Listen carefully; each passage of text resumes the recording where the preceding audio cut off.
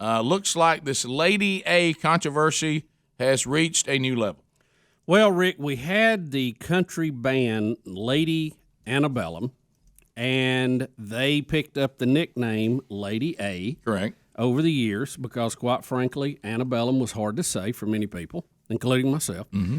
And as we reach this point of people being more aware of sensitivities to a lot of the issues that were out there, they decided to change their name from Antebellum, which they felt like could be negative to some people, and just shorten it to Lady A.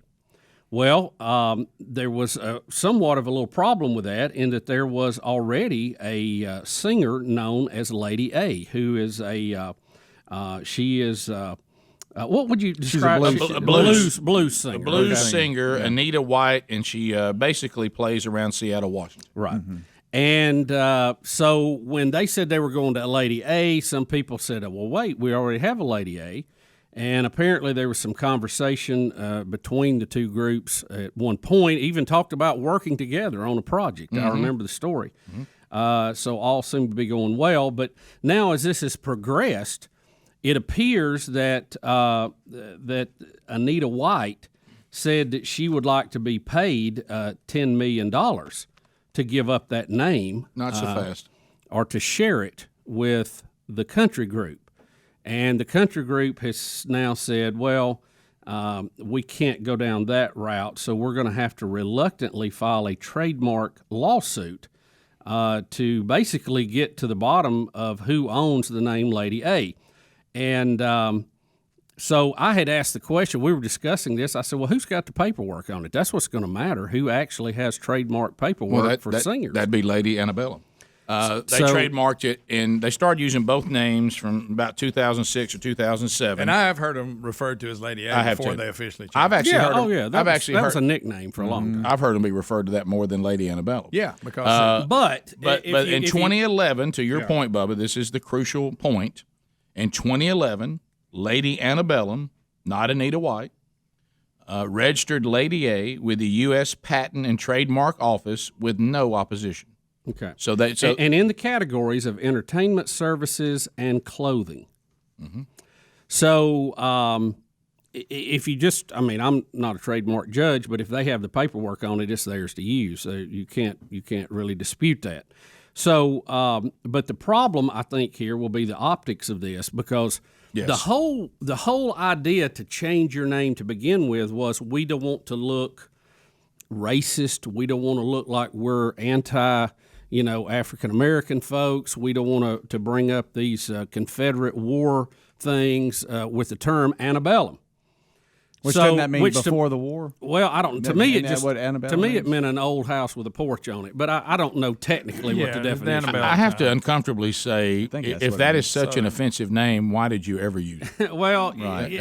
I think honestly, someone's tried. I thought it was a little strange to begin with. Well, can I just say that? I just didn't like it because I thought it was bad marketing because it's difficult to say, and it's just not a good name of a band. But the name Antebellum undoubtedly did not bother this band or anyone until now, and now we're being told it should bother us. Yeah, I don't remember, even during this heightened time of racial awareness, that anyone had come out and said we find that offensive. They were kind of ahead of the curve on this to change their name. Yeah, I don't know if they thought they were about to get blowback about it or they had. I don't know. But here's the definition on YouTube. This is what the word antebellum means: occurring or existing before a particular war. Meaning it could be any war, but especially the American Civil War.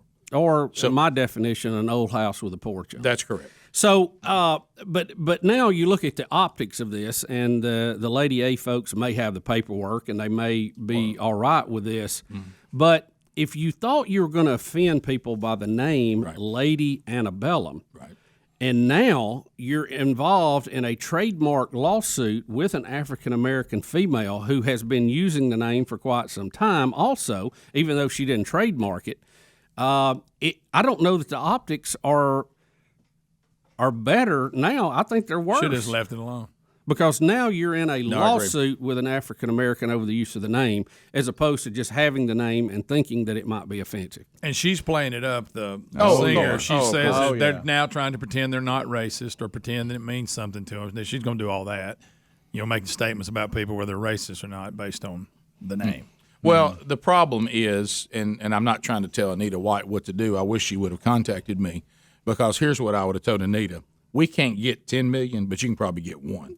Yeah. Hey, and your name has been mentioned a lot lately in the news because of this, and that's not bad either. You're not going to win this suit. Now, you may win, to Bubba's point, the optics battle, but you're not going to win the lawsuit, because when they do these things, and, it happens a lot of times in situations where parents maybe are not living up to their parental roles, and somebody that has a child says, we want to adopt this child. And so what do? They put it out publicly, and if anybody wants to oppose this adoption, they come forward and they make the case that you can't adopt this child because this child's mine. And then if people don't do that, they have a certain period of time, and then the adoption goes through. Well, trademarks are the same way.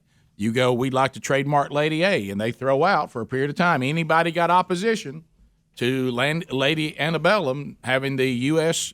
trademark on the term Lady A, no opposition came forward. And so they got it.